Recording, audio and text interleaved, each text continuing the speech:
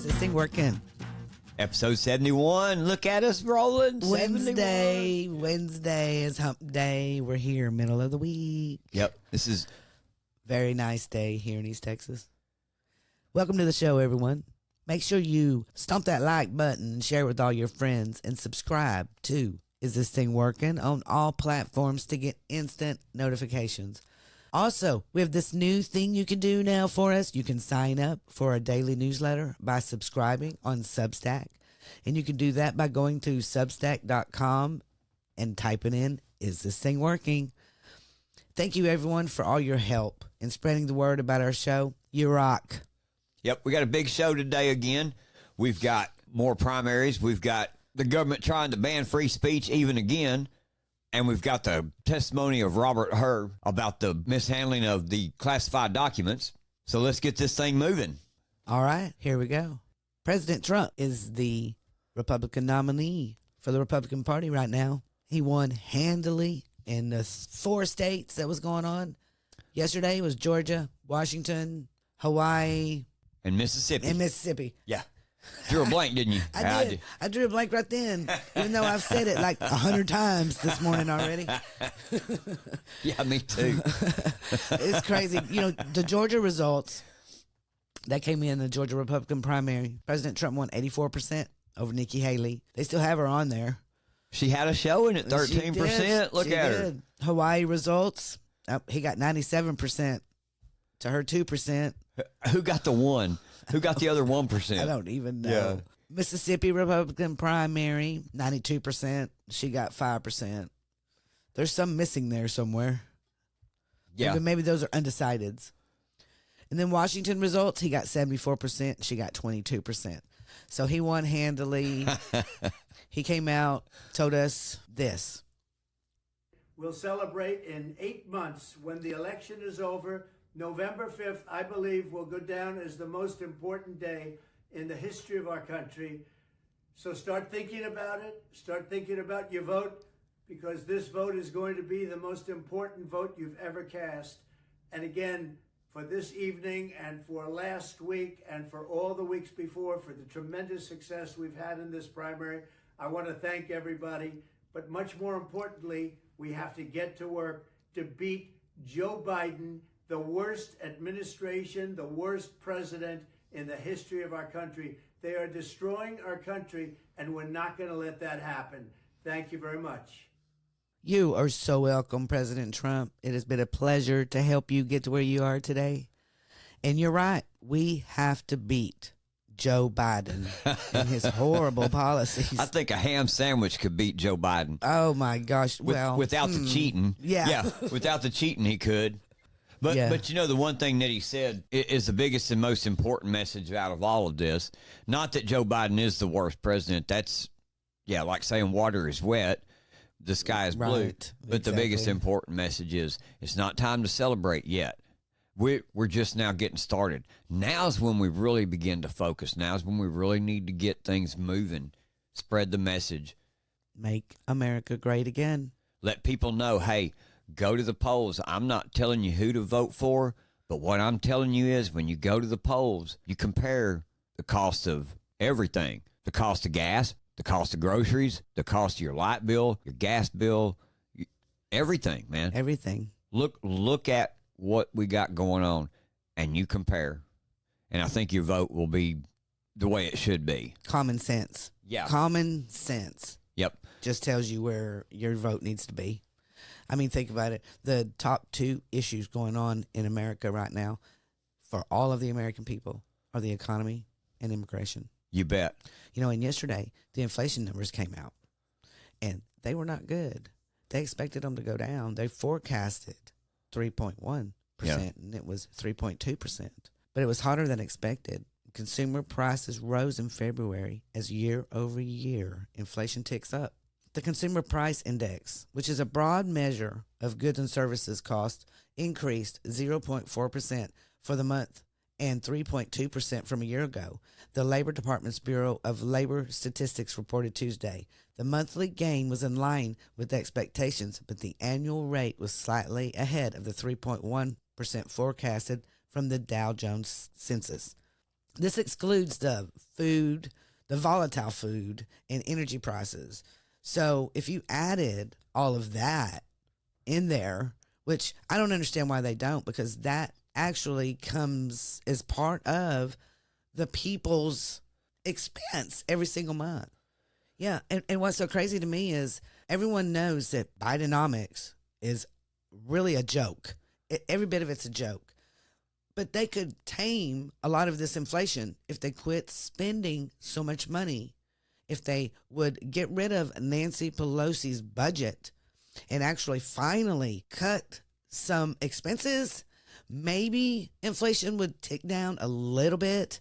But no, that isn't what the Bidens are going to do. They don't care about the fact that you think the economy is the best and most important thing. No, Biden's budget seeks to spend hundreds of millions to train school teachers. And guess what? DEI. The national debt is currently over $34 trillion and would rise to $45 billion by 2034 under Biden's budget. That's ridiculous. Why on earth would he come out with a $7.1 trillion budget when we don't even take in that kind of money? Right. Not in even a year. The White House touted the spending in its announcement of Biden's budget, which includes $3 billion to advance gender equity and equality worldwide. That's exactly what I was fixing to point out. Look at the amount of money they're spending to do this. On stupid stuff. Yep. I'm sorry, it's stupid stuff. The whole time that they're wanting to do that, then they're wanting to turn around with a couple of other great ideas too, like the banning of TikTok. Hey, man, and then this comes from an article I read from realclearmarkets.com, and this is what it says here. It says, hey, folks, I got a couple great ideas. This is how our government works. Let's ban free speech and let's use the subterfuge that we're doing this to protect our children. And let's also quit trading with the rest of the world such that the United States could become an economic island. That way, we ain't got to compete with folks who don't make better products. Think about this. All the talk that we're talking about, the House Judiciary Committee, is it the House Judiciary Committee that's having no, this is just the House. The House what he's talking about is the House is considering a bill to require TikTok to divest from ByteDance. Yeah, sorry about that. So that the U.S. can have, I guess, rights to look at their algorithms. You know, this is what the fight's really all about. You know, so they have been busy this week. And as we were coming on today, the House actually passed this bill. But you know, I'm still not sure on which side of the fence I'm on.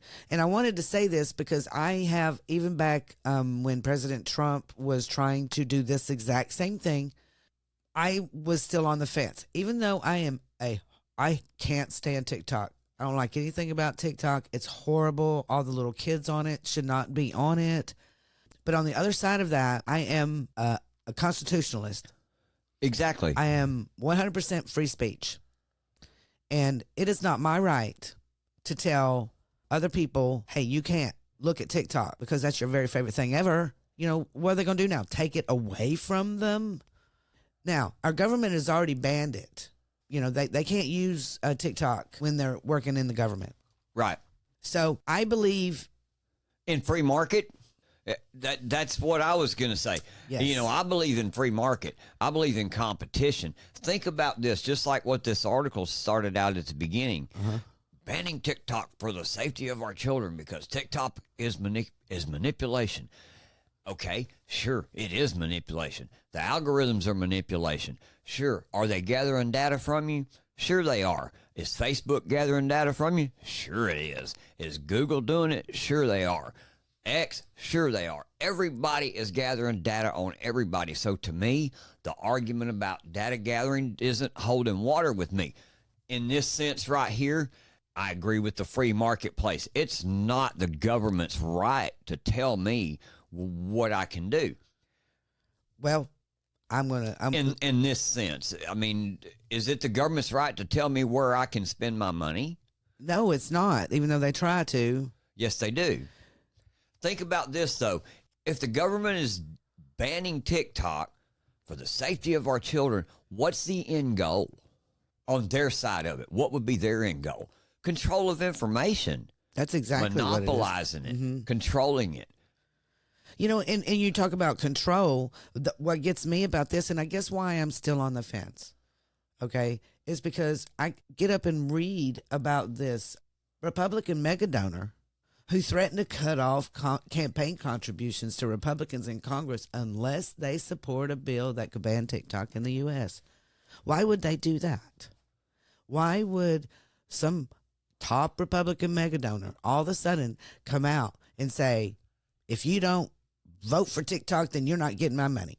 Exactly. That's why, think about that. I kind of refer back to the Real Clear Markets article that I was reading through and kind of referencing. This is what they say right here. Assuming TikTok is bad, like the government says here, assuming TikTok is bad, the way to beat it is through competition. And of course, the way to have greater competition is by lowering burdensome regulations and capital costs, which is done via lower taxes and drastically reduced federal spending, like what you're talking about. Let's not forget, politicians always need a boogeyman to stoke up their base or deflect from their own bad policies. Moreover, follow the money. Exactly. Yep. If TikTok's banned, then it will be immediate domestic winners, and you can bet that there are going to be a lot of politicians right there with their hand out the moment that they make these entities the winners. Yeah. Well, this guy here, Rabois, Rabois, he told CNBC support for the TikTok bill is an IQ test. See? Yes. Follow the money. Follow the money. Here's something to think about, too. When China bans things on their citizens over there, their first answer they always give is in the interest of national security. They reserve that right to ban anything over there they want to in the interest of national security. Look at what this bill's trying to do. Ban anything in the interest of national security. Those are some of the things that people aren't understanding. They want to get them all emotionally involved in, well, they're stealing our data. They're harming our children. They're doing this. Sure they are. But Facebook is too. So is our That's exactly correct. Agency. So where does the choice, that's exactly right. So where does the choice in this fall on? Where does the responsibility in this fall on? It doesn't fall on the government. They don't have the right to tell me where I can and cannot spend my money. That's my choice. The only thing I need to be is informed on this, and I make the decision whether I allow my children to spend this much time on a social app, or do I kick them out the front door and tell them, go play in the yard for a little while? That's exactly right. You know, you just don't know what to, I mean, you make those decisions for yourself, but this government that is in charge right now, they like to make decisions for us. That's not who Americans are. We make our own decisions. Just like yesterday, I don't know if y'all heard about this or not, but the special counsel Robert Hur testified on Capitol Hill yesterday in front of the House Judiciary Committee. This was so interesting. I was glued to the TV watching this. But I have to say, in my opinion, what I witnessed yesterday by watching Hur, is his name, H-U-R, is he kind of knew his stuff, and he stood his ground. I mean, it was crazy because we had that Representative Jay Appel come out and try to accuse him of saying that he exonerated Biden. Yeah, that he exonerated Biden, and they all tried to twist this around. You know, his investigation dealt with a couple of different items, a couple of different topics. One of them was Biden competent enough? Is he the senile old fool that a lot of people say that he is, or did he know exactly what he was doing? His findings also revealed that Biden did willfully take these things. Matt Gaetz kind of tore his butt up too, man. Yeah, this is a video of Florida's Representative Matt Gaetz lighting special counsel Hur up. February 8th, the White House question, Mr. President, why did you share classified information with your ghostwriter? The President, I did not share classified information. I did not share it. I guarantee I did not. That's not true, is it, Mr. Hur? That is inconsistent with the findings based on the evidence in my report. Yeah, so it's a lie. It's just what regular people would say, right? Yeah, all right. So He smiled. And all the stuff that was in my home was in filing cabinets that were either locked or able to be locked. That wasn't true either, was it? That was inconsistent with the findings of our investigation. Another lie, people might say, right? Because what you put in your report was among the places Mr. Biden's lawyers found classified documents in the garage was a damaged open box. So here's what I'm understanding, right? As Mr. Armstrong laid out, you find in your report that the elements of a federal criminal violation are met, but then you apply this senile cooperator theory that because Joe Biden cooperated and the elevator doesn't go to the top floor, you don't think you can get a conviction.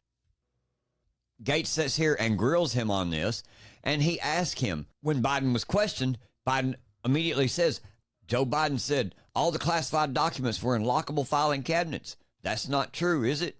Hur says that's inconsistent. Gates goes, among the places Mr. Biden's lawyers found classified documents in the garage was a damaged open box. That's so crazy. And Hur goes, that's exactly right. You find in your report the elements of a federal violation are met, but then you apply this senile cooperator theory that because Joe Biden cooperated and the elevator didn't go to the top floor, you don't think he'd get a conviction. Here's the most interesting part about this. Hur knows the whole time what's going on because when he first asked him, most common people would say that's a lie, right? And Hur laughed about it. I know. It was funny because, I mean, you've seen his little laugh and you're like, okay. Yeah. He knew it was a lie. He acknowledged it, so did Gates. But then here comes the Democrats with their stupidness and they're ridiculous. They got to play the game. They're so cultish, man. Robert Hur says he willfully and intentionally had those documents in his garage. Willfully and intentionally. Here's the Democrats' response. So this lengthy, expensive, and independent investigation resulted in a complete exoneration of President Joe Biden. For every document you discussed in your report, you found insufficient evidence that the president violated any laws about possession or retention of classified materials. The primary law that you analyzed for potential prosecution was part of the Espionage Act, 18 U.S.C. 793E, which criminalizes willful retention or disclosure of national defense information. Is that correct? Congresswoman, that is one statute that we analyzed. I need to go back and make sure that I take note of the word that you used, exoneration. That is not a word that I'm appears going to in the continue report, with my questions. I'm going to continue with my questions. I know that the term I ultimately reached I know that whether the term sufficient evidence existed such that the likely outcome you would exonerated be a conviction. I know did that not the term exonerate him. willful That word does not appear in retention the has a report, Mr. Hur, it's my time. Thank you. See, there she goes. Mr. Hur, it's my time. No, it's not your time. You ask him a question, allow him to answer it. That's exactly right. And from the transcripts that, which I think is crazy after you've looked at the transcripts from the interview, Hur's interview in October of 23, what I found was crazy is Biden forgot the name of a fax machine. He went unhinged, Abe Simpson style rants about burnt penises and even contradicted his own February defense against the special counsel report within the claim of the death of his son, Beau. And he said, he said these words, did not know, could not recall, or did not remember almost 150 times over the course of 5 hours. That is forgetfulness at an industrial level, almost once every 2 minutes of testimony. I found that very interesting. But what gets me is they changed the rules to target Trump, even as they knew Biden was doing and had alleged been doing the same conduct, the same exact thing. But Trump gets prosecuted while Biden gets a free pass because he's mentally deranged. That's the greatest thing about this report that I've seen is that it contrasts these two. But think about this. It also puts the onus now, I guess, back on the Democrat Party now. Now do they continue the witch hunt against Trump? What do they do with this document case over here? Because it's going to be real hard. Well, I think it's crazy because the real scandal to me is that Hur and Garland, the DOJ, did this at all. Yes. That they came out, him being a prosecutor, came out to investigate a crime that everyone knows and witnessed happened. I mean, we've seen it all in front of our own eyes. These people bring these documents out of his garage. We've seen them do all of this. But then Hur is going to just come out and say, oh, no reasonable jury is going to convict? Yeah, exactly. Oh, but they would convict President Trump. Is that right? Because he has a mental stability. And here's the other comparison. Think about this. They want to convict Trump. Look at how they're handling him. Also, remember Hillary when she bleach bitted and smashed with hammers all 30,000 of her emails, all of this stuff, and took all of that, remember? Yes. And what they Bill do with her then? In What was the excuse they drawer. used then? What was the excuse they used then? Oh, she didn't think she was intentionally breaking the law, so there's no crime here. Do you remember when they done that? The exact same thing. Yeah. You are right. The exact same Yep, thing. the exact same thing. Amazing. So this is what we're dealing with today. It's a busy day on Capitol Hill.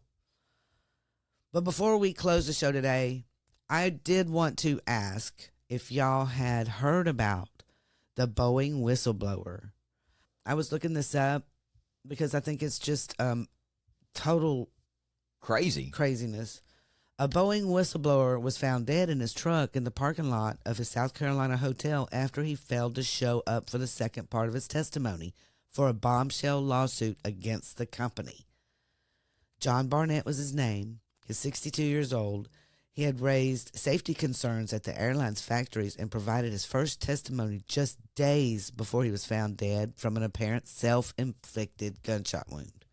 His attorney, though, on the other hand, he has explicit doubts about the circumstances of his death and called the self-inflicted gunshot alleged.